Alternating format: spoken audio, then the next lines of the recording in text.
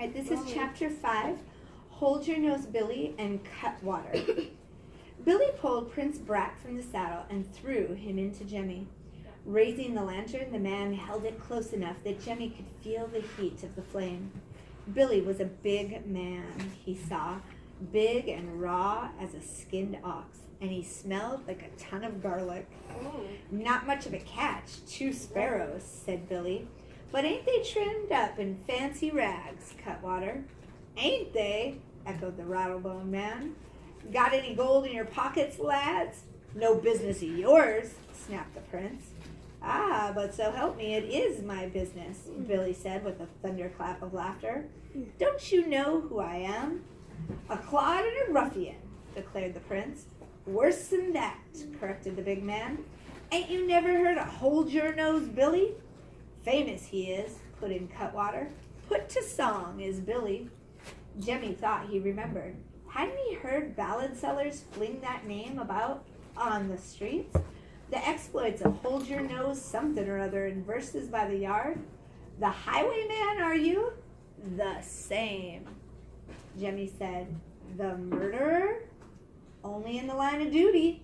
Hold Your Nose, Billy chuckled. So if you won't mind if we take your horse and empty your pockets. Not a copper between us, said Jemmy. A prince didn't carry money, for he had no use for it, and Jemmy's accounts were kept on the books. What's in the basket? Piped up Cutwater. Hands off, villain, snapped Prince Bat. Don't you know who I am?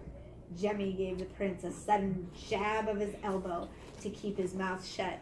Not a word. Why would Jemmy not want the prince to say who he is? Because he wouldn't want to be caught sneaking out of the castle. Okay. Think in your head why Jemmy wouldn't want the prince to tell the cutthroats or the murderer that he was the prince. Think in your head. But the heir to the throne raised himself to his full height. Bow to your prince. Fog swirled around the lantern. Bow to what? Asked Cutwater. I am Prince Horace, and I am the Grand Turnip of China, Cutwater snickered. Dim-witted villains, shouted the prince. I command you to turn us loose, or Papa will hang the pair of you in chains. Hold your trap, Jemmy thought. Don't you have a thimbleful of brains? A prince would make a fine catch for these thieves.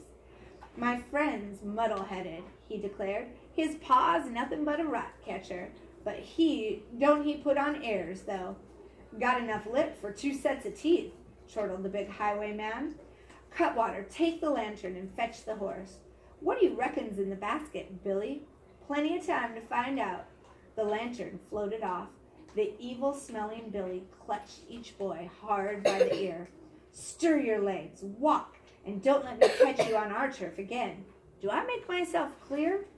Clear as window glass, said Jemmy with a sigh of relief. If you'd be kind enough to point us toward the river, I'd be ever so much obliged. Billy, came a shout from Cutwater. They ain't just some common sparrows. Have a look at this saddle.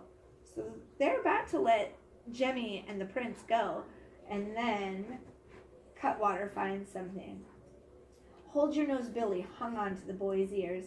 At the horse's side, Cutwater was holding the lantern close to the saddle. Skin me alive, declared the big man in awe. That's the king's own crest. We stole it, horse and saddle, Jemmy put in desperately. Bosh, retorted Prince Brat scornfully. Didn't I tell you who I was?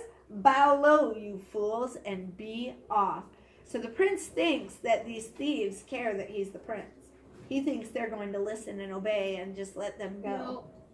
And Jemmy knows that's not the way it's going to be. So that's why he wants him to be quiet. But the 2 men neither bowed nor fled. Hold Your Nose, Billy threw a bushy-eyed glance at his fellow outlaw. Cutwater, what do you reckon a genuine price on the hoof is worth? His weight in gold, at least, Billy.